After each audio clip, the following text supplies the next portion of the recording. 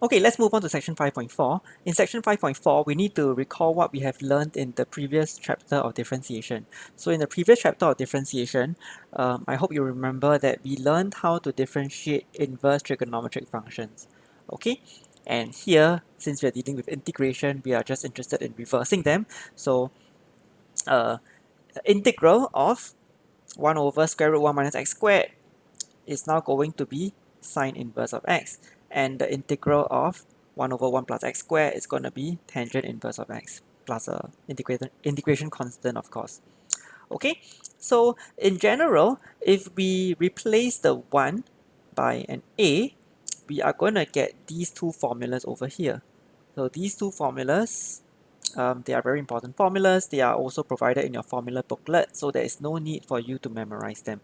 Okay, we will just practice applying them in the examples to come.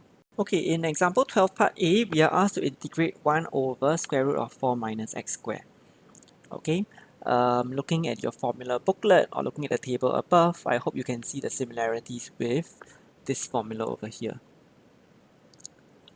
Okay, the only difference is that, in one case you have a 4, in the other case you have an a squared. So what do we do? Of course, what we're going to do is that we are going to replace our 4 with 2 squared.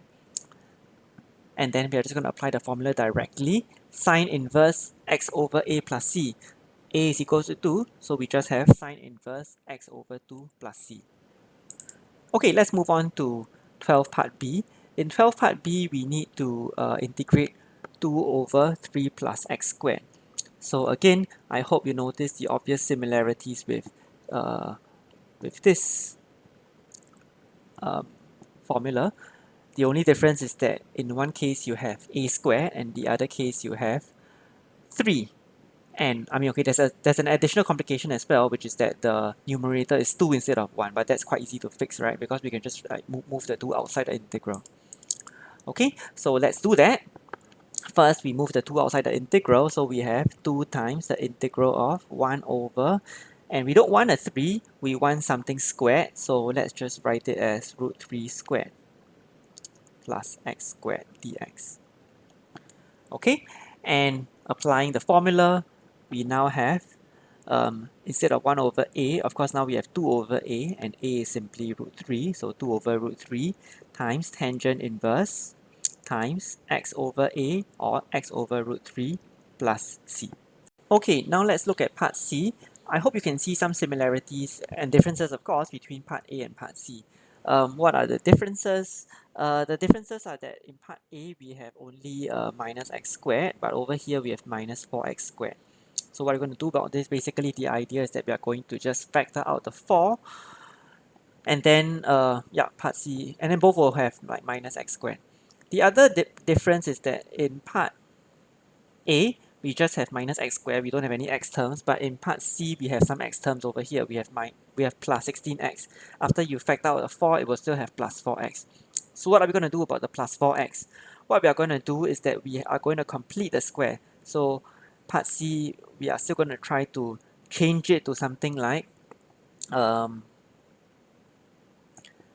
squared minus f of x squared, where f of x is basically some expression of the form x plus something, depending on how we complete the square. Okay, so let's try to do this. Like I said, the first thing that we're going to do, right, is that we are going to factor out the 4.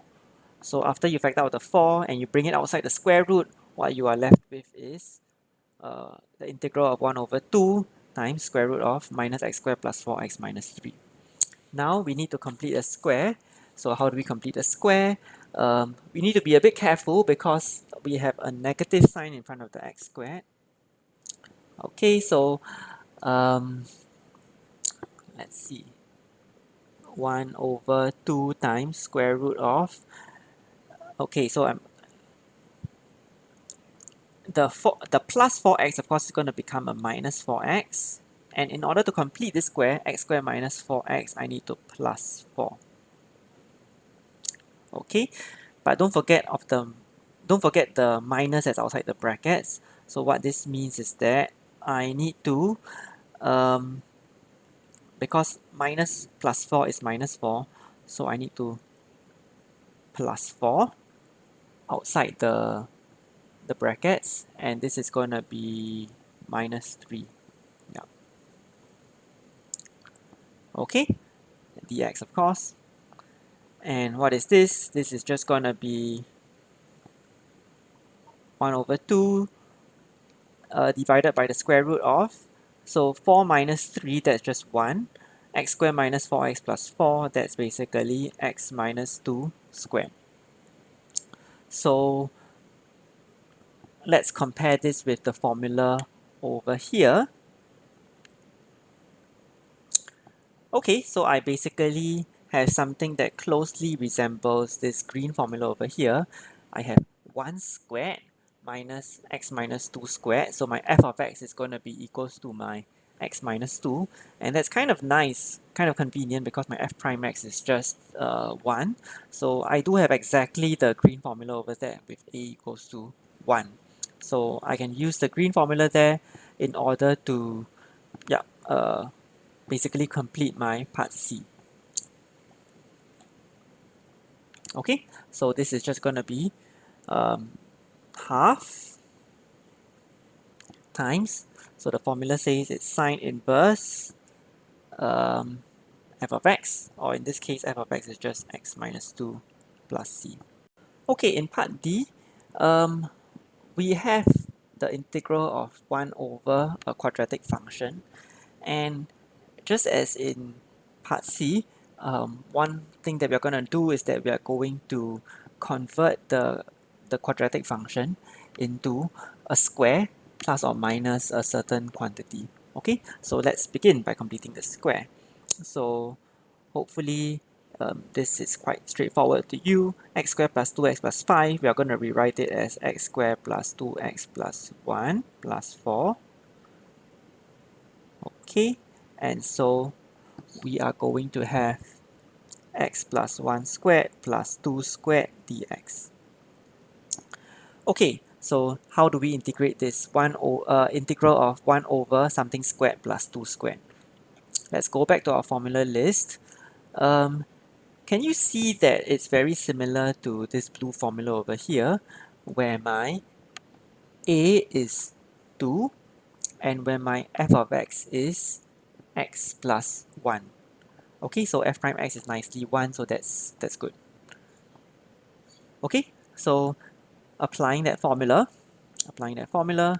we have 1 over a, oops, so 1 over a multiplied by tangent inverse of f of x, which is x plus 1 over a. So over a, which is over 2. Sorry, I don't want 1 over a, because basically a is 2, so it's 1 over 2, tangent inverse x plus 1 over 2 plus c.